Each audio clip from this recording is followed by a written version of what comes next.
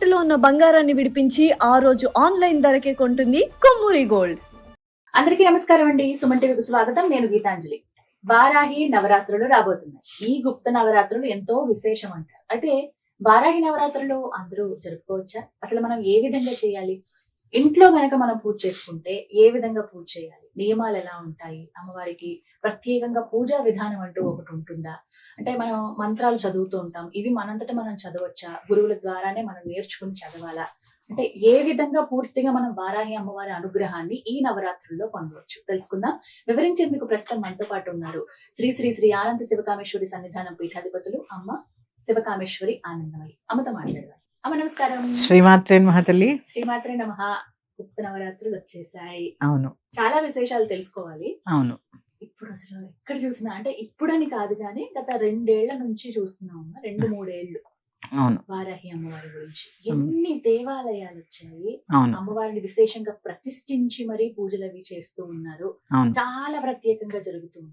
అవును. ఈసారి కూడా అదే కొనసాగుతోంది. ఆ వైబ్ అంటారు కదా, అవును. కొనసాగుతోంది. ఎప్పుడెప్పుడా అని ఎదురు చూస్తూ ఉన్నారు. అవును. చాలా మంది మేము గత సంవత్సరం చేసుకోలేకపోయామండి, ఇప్పుడు ప్రారంభించుకోవచ్చా, అసలు మేము చెయ్యొచ్చా, ఇంట్లో జరుపుకోవచ్చా, ఏ విధంగా చేయాలి, ఇలా ఎన్నో సందేహాలు అడుగుతున్నారు.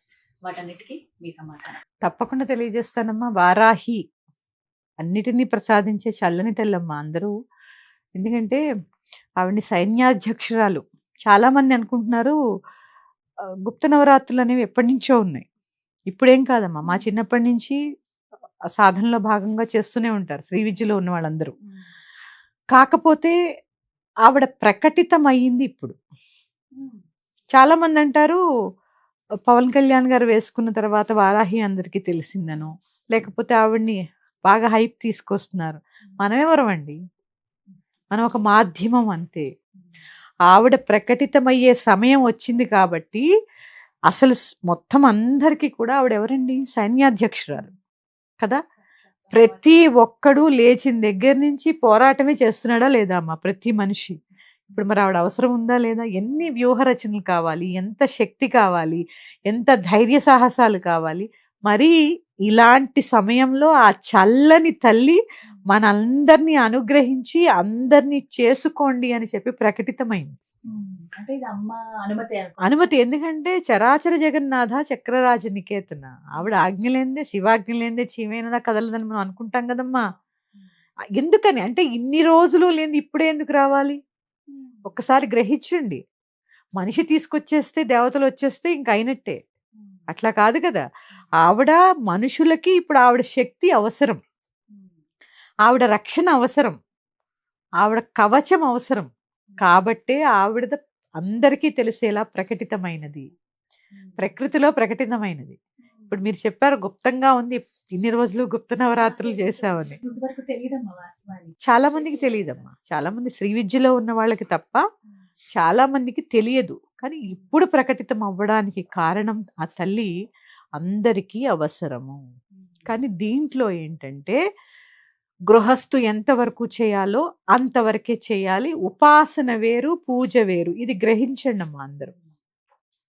బీజాక్షర మంత్రములు కానీ, హోమములు కానీ, కొన్ని తంత్రక్రియలు కానీ మీరు గురువు యొక్క దిశానిర్దేశం లేకుండా సాధనలో కొంత దూరం. వారాహి అంటే ఆజ్ఞాచక్రానికి, ఆజ్ఞాచక్రేశ్వరి అని ఆవిడకి పేరు. ఆజ్ఞాచక్రానికి అధిపతి ఆవిడ. అంటే కాలాన్ని కూడా నియంత్రించగలదు, అంత శక్తి ఉంది వారాహికి. ఇప్పుడు ఇలాంటి కాలంలో ఆవిడ అవసరం చాలా ఉంది. అలాంటి ఆవిడని ఇక్కడ ఎలా ప్రకటితమైందో నేను చెప్తున్నాను చూడండి. ఈ ఆజ్ఞా చక్రేశ్వరికి అంటే మూలాధార చక్రం నుంచి ఆజ్ఞ దాకా రావాలంటే ఎన్ని దాటాలి? మూలాధారము, స్వాధిష్టానము, మణిపూరము, అనాహతము, విశుద్ధి, ఆజ్ఞ. అంటే మూలాధారం నుంచి ఆజ్ఞ దాకా రావాలి అంటే 6 చక్రాలు సాధన చేయాలి. మీరు ఏమీ చేయకుండా కేవలము ఫోన్లో చూసి ఎట్లాంటి మంత్రములు ఉచ్చరించరాదు. ఎందుకంటే అమ్మా ఒక్కొక్క బీజాక్షరము ఎంతసేపు పలకాలి, ఎలా పలకాలి, ఆ మంత్రం ఏంటి? ఎందుకంటే వారాహిల్లో మీరు విన్నారో లేదో, స్వప్నవారాహి అని, కిరాత వారాహి అని, సింహవారాహి అని, బృహద్వారాహి అని, ఇట్లా వారాహి దేవతలు ఉన్నారు కదా. ఈ వారాహిలకి ఒక్కొక్క ఒక్కొక్క దేవతకి ఒక్కొక్క మంత్రం ఉంటుంది. గురువు ఏం చేస్తాడంటే నీకు ఏది అవసరమో, నీ శక్తి ఎంతవరకు ఉంది, నీ సాధన ఎంతవరకు ఉందో గ్రహించి ఆ యొక్క మంత్రాన్ని ఇస్తారు. ఇప్పుడు నేనైనా వారాహి దీక్షలు ఇస్తూ ఉంటా పీఠంలో. వాళ్ళకి ఏ మంత్రోపదేశాలు నేను చేయను, ఎందుకంటే వాళ్ళ మూలాధారమే ఇంకా సాధన మొదలవలేదు. ఆజ్ఞాచక్రేశ్వరి మంత్రాన్ని ఎలా ఇస్తాము? కాకపోతే చిన్నగా గృహస్థు చేసుకోవడానికి వీలుగా చిన్నగా ఇస్తాం. అది చేసుకోవడం వల్ల మనం రోజు యుద్ధం చేస్తూ ఉంటాం. అక్కడ దాకా ఎందుకమ్మా కరోనా వచ్చింది, క్రిముల మీద యుద్ధం కావాలా వద్దా? మనకి అసలు శక్తి కావాలా వద్దా? మరి ఆవిడ కావాలి వారాహి. ఈ నా కరోనా టైంలో నాకు ఓవర్సీస్ నుంచి ఒకళ్ళు ఫోన్ చేశారమ్మా. మొత్తం వాళ్ళ ఇంటిల్లి పాదికి కోవిడ్ వచ్చింది. వాళ్ళు సాధనలో కొంచెం ముందు ఉన్నారులేండి. అయితే అమ్మ ఇలా అయింది, కొంచెం సీరియస్ కండిషన్ అందులో ఇద్దరికి. ఏం చేయాలి? నేను చెప్పానమ్మా, ఇంట్లో ఆ బృహద్వారాహి ఆ మంత్రాన్ని మీరు చాంట్ చేయండి. చాంట్ నిజంగా వాళ్ళు అంటే అక్కడ దాకా వచ్చారు వాళ్ళ సాధనలో. దానివల్ల ఆ అమ్మాయి చేస్తూ చేస్తూ చేస్తూ ఉండగానే అందరికీ ఇమ్యూనిటీ పెరిగింది. విత్ ఇన్ 21 days అందరు రికవర్ అయ్యారు. అద్భుతం అది. అది అంటే ఇక్కడ ఏంటి అంటే ఆ పోరాడే శక్తి ఇస్తుంది ఆవిడ. ఇక్కడ నమ్మకం, తర్వాత గురువు యొక్క ఆ దిశానిర్దేశం, దేన్నైనా పోరాడేటటువంటి శక్తిని ఇస్తుందమ్మా ఆవిడ. ప్రతిరోజు నిజంగా ప్రతి మానవుడు యుద్ధమే చేస్తున్నాడమ్మా. ఎందుకంటే అంతర్గత శత్రువులు కొంతమంది, బహిర్గత శత్రువులు అందరికి, ఈర్ష అసూయ ద్వేషాలు. మనం బాగున్నాము అంటే చూసి ఏడ్చేవాళ్ళు 100 మంది తయారవుతారు. ఎందుకంటే వాళ్ళు సాధించలేనివి ఇంకొకళ్ళు సాధించారంటే ఈర్ష, అసూయ, ద్వేషం, వీటితోనే. లేదా అహంకారం, ఎవరైనా దానం చేశారు, అన్నదానం చేశారు, లేకపోతే గుళ్ళు కట్టించారు, అహంకారం, మేం కాబట్టి చేసామని అహంకారం, అది కూడా శత్రువే. వాటిపైన యుద్ధం చేయడానికి అమ్మవారు అంతర్యుద్ధము, బహిర్గత యుద్ధాలు, ఇవన్నిటి నుంచి మనల్ని గెలిపించేదే ఆ వారాహి తల్లి. ఆవిడ ఆవిర్భావం అందరికీ తెలిసిందే, వింటూనే ఉంటున్నాం కదా మనం. అందుకని ఆ శక్తి అందరికీ అవసరం అమ్మా. ప్రతి ఒక్కళ్ళు, ప్రతి గృహస్థు ఖచ్చితంగా సాత్వికమైన ఆరాధన చేయండి. ఎటువంటి బలులు గాని, అక్కరలేని నివేదనలు గాని, అక్కరలేని పూజలు కానీ, ఎందుకంటే మీకు తెలియనివి అటు సూర్యుడు ఇటు పొడిచినా చేయకూడదు. అంతే. ఎంతవరకు గృహస్థు ఎంతవరకు చేయాలో అంతవరకు, ఎంతవరకు మనకు ఆ శక్తి కావాలో అంతవరకే మనం దాన్ని ఉపయోగించుకోవాలి. అలా ప్రతి సంవత్సరం చేసుకోండి అమ్మా. ముఖ్యంగా ధైర్య సాహసాలు పెరుగుతాయి. అమ్మ అనుగ్రహిస్తుంది చాలా. ఆజ్ఞాచక్రేశ్వరి కదమ్మా ఆవిడ, జ్ఞానం ఇస్తుంది. తర్వాత ఇంకోటి ఏంటి తెలుసా అమ్మా, ఈ వారాహిని పూజించడం వల్ల, ఇప్పుడే చెప్పాను ఆజ్ఞాచక్రేశ్వరి, ఈ నిష్ఠగా కనుక 9 రోజులు చెయ్యగలిగితే మనకి ఆ ఏదైనా ఆపద ఉందనుకోండి, ముందుగానే ఏం చేస్తుంది అంటే అలర్ట్ చేస్తూ ఉంటుంది మనం. ఒక కళలోనో, ఎందుకంటే స్వప్నవారాహి ఆ కళలోనో లేకపోతే మనసులోనో ఒక హెచ్చరిక వస్తూ ఉంటుంది, ఇది కాదు, ఇలా చెయ్యి, ఇలా వెళ్ళు. ఎందుకంటే ఆవిడ ఎవరు, సైన్యాధ్యక్షురాలు, వ్యూహరచన చేస్తూ ఉంటుంది, సైన్యాన్ని ఎలా పంపించాలి అని. ఇట్లాంటి సంకేతాలు ఉంటాయి. ఆవిడ పేరు సమయ సంకేత. ఆవిడ 12 నామాల్లో ఆవిడ పేర్లమ్మా ఇవన్నీ. అంటే ఇప్పుడు చెప్పండి, అవసరమా లేదా వారాహి? చాలా అవసరం అమ్మ, చాలా అవసరం అండి. అమ్మ, మరి గృహస్థులు వారాహి నవరాత్రులు ఏ విధంగా జరుపుకోవాలి? చాలా మంది కలశం పెట్టుకుని పూజ చేసుకోవచ్చు. మీకు ఇంట్లో కలశం ఆనవాయితీ ఉంటే మాత్రమే. కొంతమంది వరలక్ష్మి వ్రతాలకి వీటికి కూడా పెట్టుకోరు. కలశం ఉంటే మీ ఇంట్లో లలితాదేవి ఫోటో ఉందనుకోండి, ఆ ఫోటో పెట్టుకుని ముందు కలశాన్ని పెట్టుకుని కలశంలో అష్టమాతృకల్ని ఆవాహన చేయాలి. అష్టమాతృకుల్ని ప్రత్యేకంగా వారాహిని ఆవాహన చేసి చక్కగా ఈ 9 రోజులు పూజ చేసుకోండి. కింద కలశం కింద ఒక ప్లేట్లో, పేపర్ ప్లేట్ కాదు, ఇత్తడి ప్లేట్లో నవధాన్యాలు వేయండి. వేసి దాని మీద కలశం పెట్టి ఆ కలశంలో నీటిని, సుగంధ ద్రవ్యాలతో నింపినటువంటి నీటిని పోసి, పంచపల్లవములు దొరికితే వేసుకోండి, లేదంటే మామిడాకులు వేసి ఒక కొబ్బరికాయని పెట్టుకొని ఎర్రటి రవికల బట్టని పెట్టి దానికే అలంకరణ చేసుకోండి. మీ దగ్గర ఏమన్నా నగలుంటే వేయండి, లేదా ఏముంటే నగలేం వేయాలని ఏమీ లేదు, వేసుకొని చక్కగా దానికే 10 రోజులు పూజ చేసుకోవచ్చు. 9 రోజులు అనుకోండి, ప్రతిసారి విజయదశమి. అవును, విజయదశమి. అందుకని మొదటి రోజు కొంతమంది ఏంటంటే అమావాస్య రోజు సాయంత్రమే కలశ స్థాపన చేస్తూ ఉంటారు. ఎందుకంటే నవరాత్రి రాత్రి పూజ పూజ విశేషం కదా, అమ్మా. ఇంకా మొదటి రోజు నుంచి పూజ అర్చిచ్చేస్తూ ఉంటారు, ఉమ్. కలశ స్థాపన చేసేసుకుని. ఉమ్. లేదు మీకు కుదరలేదు, మొదటి రోజు చేసుకోవచ్చు. ఉమ్. ఉదయము సాయంత్రము కూడా నివేదన ఇది కంపల్సరీ. కూడా ఒక సందేహం అమ్మా, ఉదయం సాయంత్రం 2 పూట్ల చెయ్యాలా అంటే రాత్రి ప్రధానం అంటారు కదా, అలా ఏమైనా పూజ చేయాలా? రాత్రి ప్రధానము, ఉదయము పంచపూజలు నివేదన ఖచ్చితం. ఉమ్. ఎందుకంటే మరి పిలిచారు కదా ఆవిడ్ని. ఆ. ఆవిడమ్మ ఇక్కడ వచ్చినప్పుడు కిరిచక్ర రథారూఢ. ఉమ్. కిరి అంటే తెలుసు కదా మీకు, వారాహి. ఉమ్. అన్ని ఆవిడ మొత్తం ఆవిడ పరివారం అంతా వచ్చేస్తుంది, ఓ. కిరిచక్రం అంతా వచ్చేస్తుంది. ఉమ్.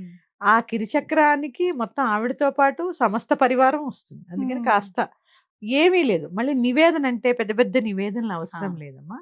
దానిమ్మ పండు, ఎర్రగా ఉన్న పండు, ఉమ్. తర్వాత చిలకడ దుంపలు, ఉమ్. క్యారెట్, ఉమ్. ఇట్లా భూమిలోంచి వచ్చేవి, కంద, ఉమ్. పెండలం, ఉమ్. బీట్రూట్, ఇవన్నీ పెట్టచ్చు ఆవిడకి. ఓ. ఆవిడ భూలక్ష్మి కదమ్మా, ఉమ్. ఇవన్నీ పెట్టచ్చు. ఉమ్. తర్వాత అన్నం కూడా అమ్మ ప్రత్యేకించి ఆవిడకి నివేదన చేయవలసింది పెరుగన్నం. ఓ. పెరుగన్నం చాలా సింపుల్ అమ్మ ఆవిడ నివేదనలు. ఉమ్. చక్కగా పెరుగన్నం ప్రిపేర్ చేసుకుని ఉమ్. దాని మీద ఈ గింజలు వేసేసి, దానిమ్మ గింజలు వేసేసి చక్కగా నివేదన చేసేసుకోండి. ఈ బీట్రూట్ గాని క్యారెట్ ఇవి పచ్చివి అమ్మ ఉడకబెట్టి పెట్టాలా? ఉడకబెట్టి పెట్టాలి, ఉడికించి చిలకడ దుంప స్వీట్ చేసి పెట్టచ్చు, పచ్చివి లేదా ఉడకబెట్టి కూడా పెట్టచ్చు, కదా. అవును. పచ్చివి కాకుండా. మరి బీట్రూట్ అనుకోండి తురిమి చక్కగా ఏదైనా స్వీట్ లాగా చేసు, హల్వా చేస్తూ ఉంటాం కదా, క్యారెట్ హల్వా, బీట్రూట్ హల్వా, లేదా ఉడకబెట్టి అన్ని కలిపి కలర్ వేసి, బీట్రూట్ కలర్ వస్తుంది కదమ్మా, ఎర్రగా అవుతుంది అన్నం వేసి చక్కగా అన్నం. ప్రతిరోజు అమ్మవారి ముందు ఒక నిమ్మకాయని ఉంచండి. ఆ రోజు పెట్టేశారనుకోండి 9 రోజులు 9 నిమ్మకాయలు అవుతాయి. రోజు ప్రతిరోజు పెట్టుకోండి.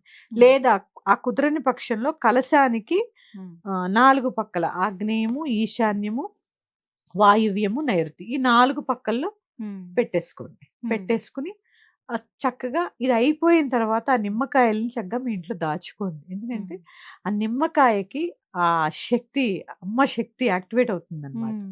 కానీ పండు ఎట్టి పరిస్థితుల్లో, చాలా మంది అమ్మవారి దేవాలయాల్లో కూడా పళ్ళు వేస్తున్నారు. పండు కాదమ్మా, కాయ వేయాలి. బాగా నిమ్మకాయే, నిమ్మ పండు కాదు. నిమ్మకాయ దండ వేయండి అంటారు తప్ప నిమ్మ పళ్ళు దండ వేయమన్నారు. కాయలే వేయాలి. ఇక్కడ పెట్టినప్పుడు కూడా కాయలే పెట్టుకోవాలి. అందుకని సాత్విక ఆరాధన ఏంటి, షోడశోపచార పూజ. పూజా విధానం ఏంటి? అమ్మకి ఖచ్చితంగా షోడశోపచారాలు పూజ చేయవలసిందే. మీకు ఏది రాదు శ్రీ సూక్తంతో చేసుకోండి.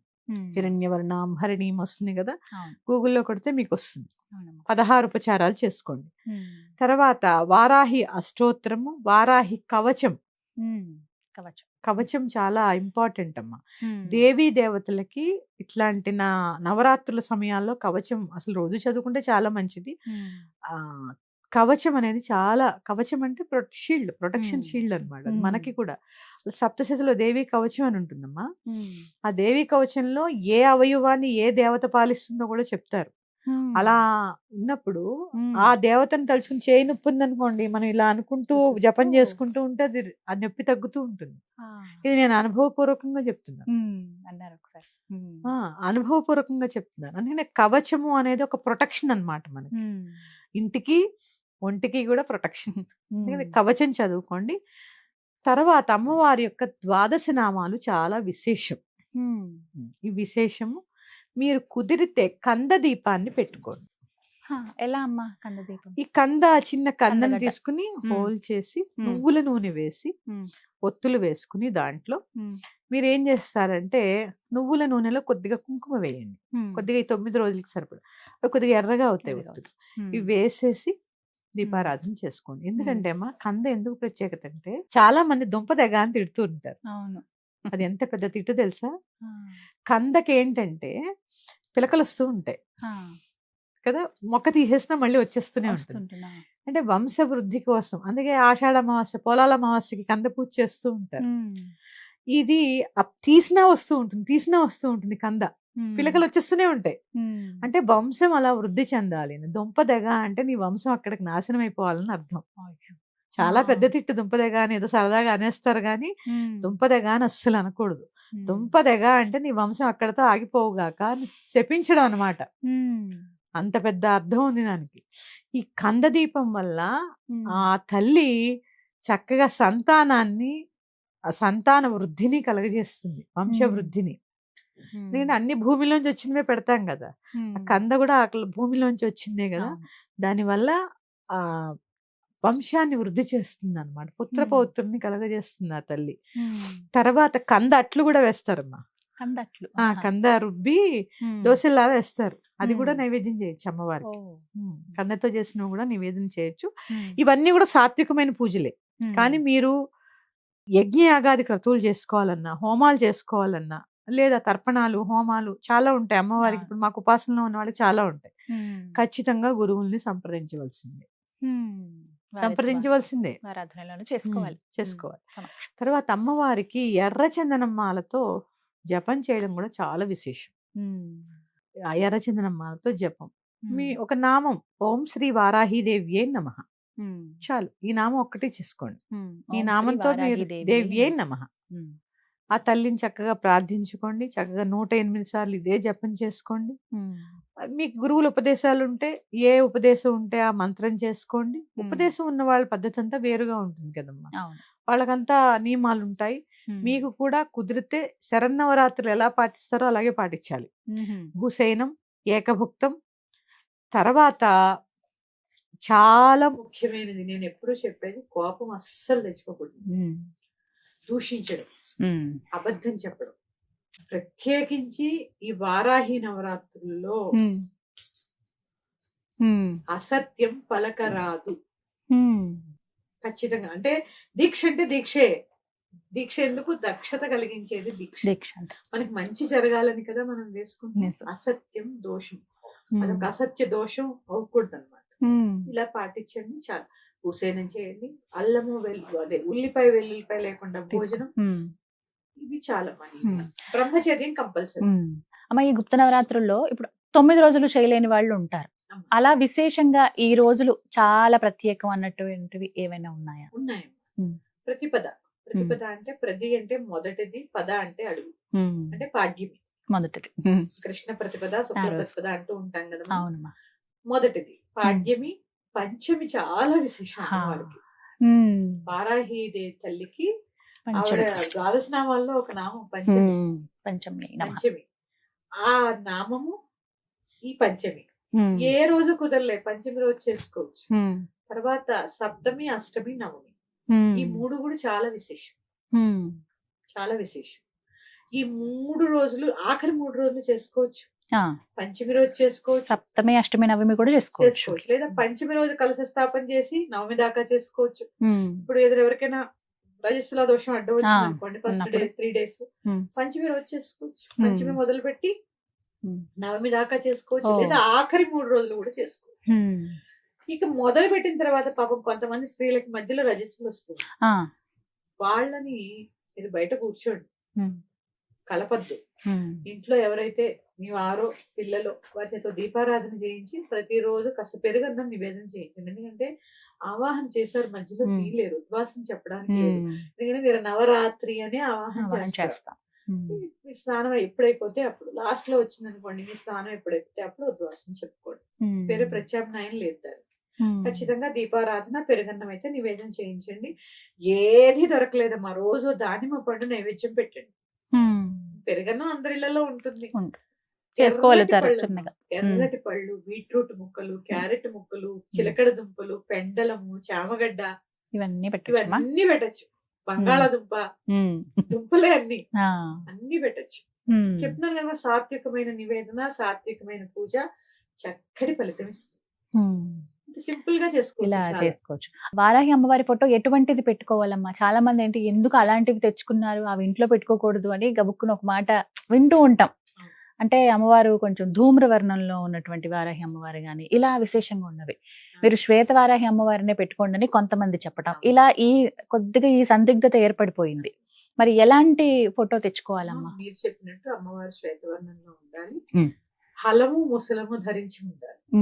అంటే నాగలి ఉంటుంది ఆవిడ చేతిలో, చిన్న నాగలి, రోకలి ఉంటుంది, శంఖం చక్రం ఉంటాయి. ఇట్లా అలా ఉన్నది మాత్రమే చంద్రవంకను ధరించి తెల్లగా ఉంటారు అమ్మవారు. శ్వేతవారాహి అమ్మవారు. అదే పెట్టుకోవాలమ్మా. ఎందుకంటే ఉమ్. సాత్వికమైన ఆరాధనే కదా నేను చెప్తున్నాను. ఉమ్. మిగిలినవి అంటారా, వాళ్ళ సాధనలు ఉన్న వాళ్ళు వేరు. ఉమ్. ఈవిడ్ని మాత్రం మనం. ఇలాగే పూజించాలి, తెల్లగానే ఉండాలి అమ్మవారు. ఉమ్. అలాగే చివరి రోజమ్మా పూజ ఎలా ఉంటుంది? 9వ రోజు పూజ కూడా పూర్తి అయిపోయిన తర్వాత ఆ రోజు పూర్ణాహుతి ఇచ్చేయచ్చు, ఉమ్. కానీ రాత్రి ఉద్వాసం చెప్పడానికి లేదు. ఎందుకంటే నవరాత్రులు ఆ, పూర్తి కదా. అవ్వాలి. చాలా మంది తెలియక ఆ రోజు ఆ రాత్రి రాత్రి ఉద్వాసం చెప్పేస్తారు. చెప్పేస్తారు, చేయకూడదు.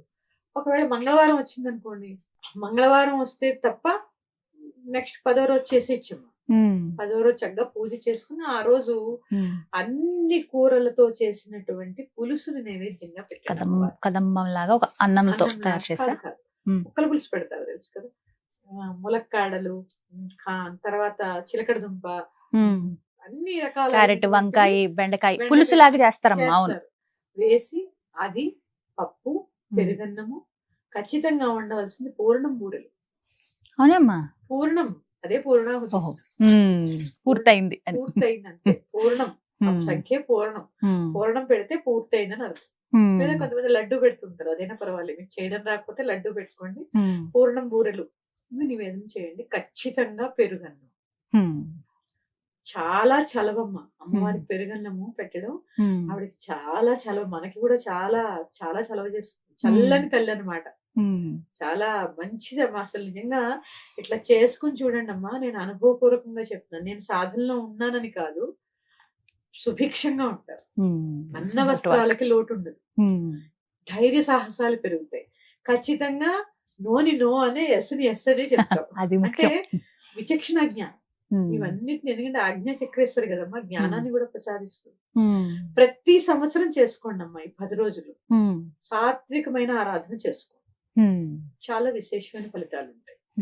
మొట్టమొదటిసారి మేము ఈసారి ప్రారంభిద్దాం అనుకుంటున్నాము అన్నది ప్రారంభించొచ్చమ్మా ఈ సంవత్సరం? మంచిదేనా? ప్రారంభించవచ్చు. ఈ సంవత్సరం ఆ సంవత్సరం ఏం లేదు, పర్వాలేదు. నీ ఎప్పుడైనా మనస్సే నీకు రాజు.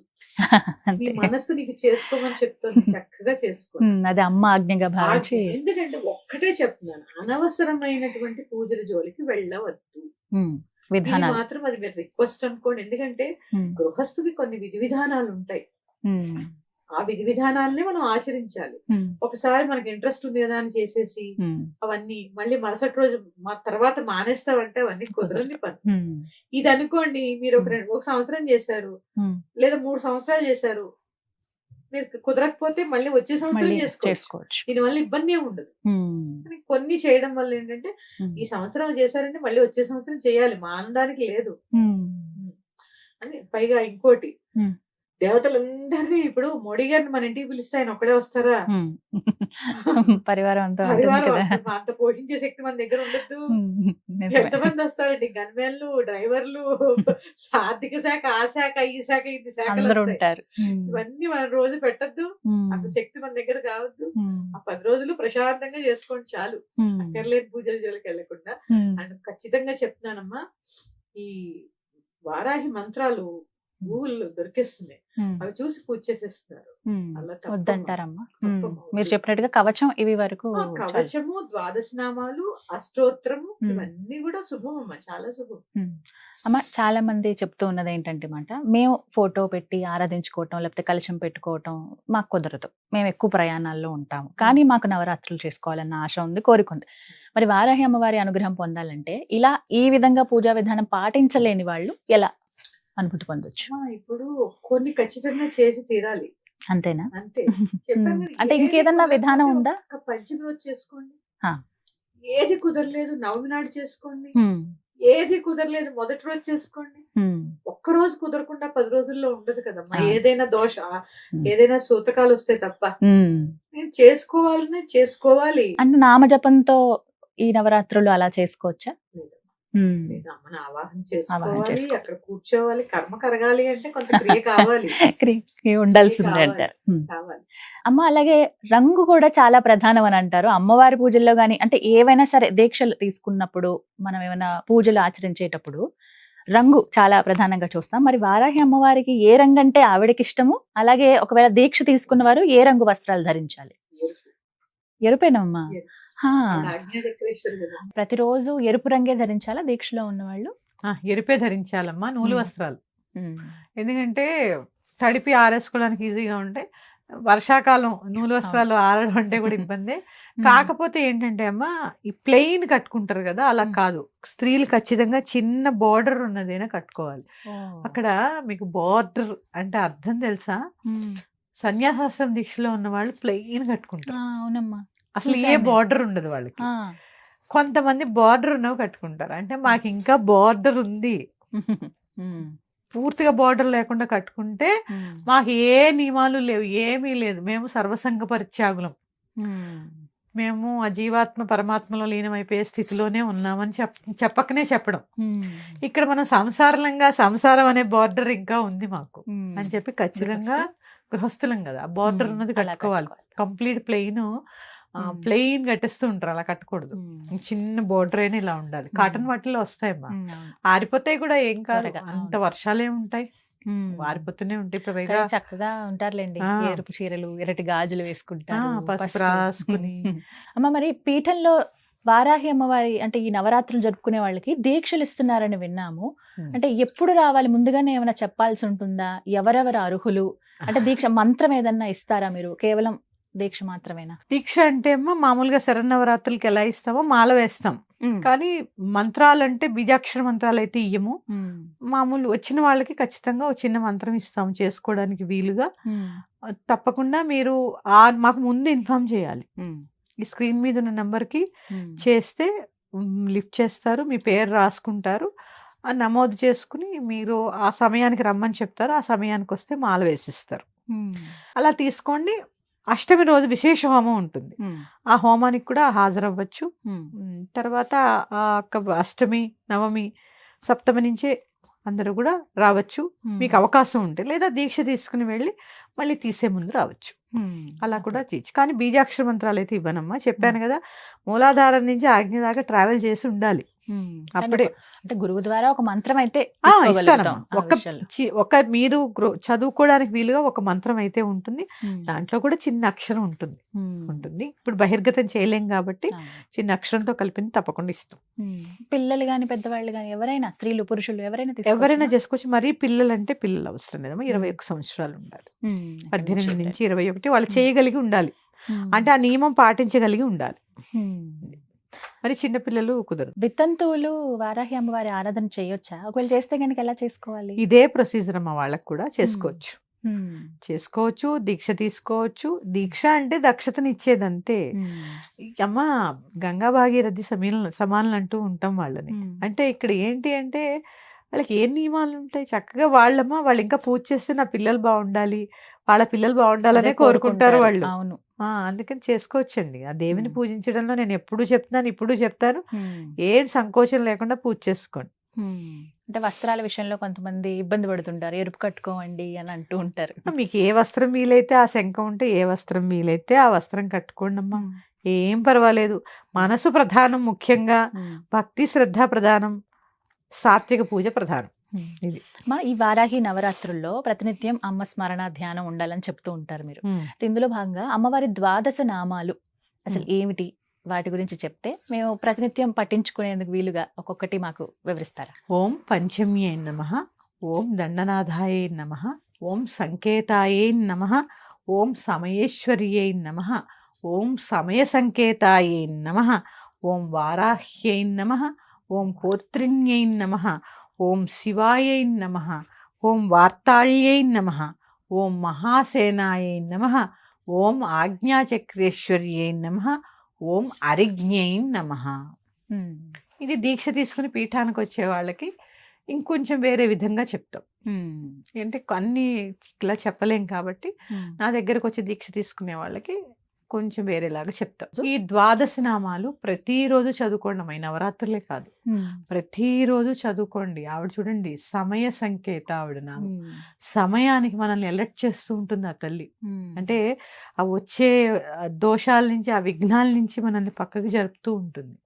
అందుకని చక్కగా చేసుకోండి. నవరాత్రుల్లో 3 పూట్ల పఠించండి, ఉదయము, మధ్యాహ్నము, సాయంత్రం 3 పూట్ల పఠించడానికి ప్రయత్నం చేయండి. చాలా చిన్నవి అమ్మ, చాలా చక్కగా వివరించారు. మీరు చెప్పిన విధంగా సాత్విక పద్ధతిలో మేము ఈసారి చక్కగా అమ్మవారి ఆరాధన చేసుకుంటాము. మీరు చెప్పినట్టు అంటే చాలా వరకు విలువైన విషయాలు చెప్పారు, ఏ విధంగా చేసుకోవాలి అని. అంటే ఎలా చేయాలో అని ఎంత బాగా చెయ్యాలేమో అదే విధానమేమో అని భయపడి ఇన్ని రోజులు చేయలేదు వారాహి అమ్మవారి పూజ. కానీ ఈ విధంగా అంటే ఒక్కటి చెప్తున్నానమ్మా, అందరూ అనుకుంటున్నారు ఎవరో వాళ్ళు చేయడం వల్ల వీళ్ళు చేయడం వల్ల అమ్మవారి గురించి తెలిసింది అనుకుంటున్నాం మనం. కానీ ఆవిడ ప్రకటితమయ్యే సమయం వచ్చింది కాబట్టి మనందరికీ తెలిసింది తప్ప. ఎందుకంటే ఆవిడ ఎవరమ్మా, మహారాజ్ఞి ఆవిడ. ఎందుకంటే ఆవిడే లలితా స్వరూపం, ఆవిడ నుంచి వచ్చిందే కదమ్మా. భజే శ్రీచక్ర మధ్యస్థాం దక్షిణోత్తరయో సదా శ్యామా వార్తాళి సంసేవ్యాం భవానీం లలితాంబికాం. అంతే కదా. అది ఎడా సుషుమ్న పింగళ, ఈ మూడు ఎక్కడ వేరుగా ఉన్నాయి, ఒక్కలాగే ఉన్నాయి. అందుకని ఆవిడ ప్రకటితమయ్యే సమయం వచ్చింది కాబట్టి ప్రకటించబడ్డారు తప్ప మనమేమి ఆవిడ్ని ప్రకటించలేదు. కొంతమంది ఏంటంటే నేనే దేవుళ్ళని చెప్తూ ఉంటారు కదా చాలా మంది. అలా కాదు కదా, ఆవిడ ఎప్పుడో ఉంది, ఇప్పుడు ఈ సమయానికి ఆవిడ అవసరం కాబట్టి అందరికీ అర్థమయ్యేలాగా ఆవిడ బయటపడింది అంతే. తప్పకుండా అందరూ చేసుకోండి అమ్మా. చాలా చక్కగా వివరించారమ్మా. ధన్యవాదాలు. శ్రీమాత్రేనమ్మా.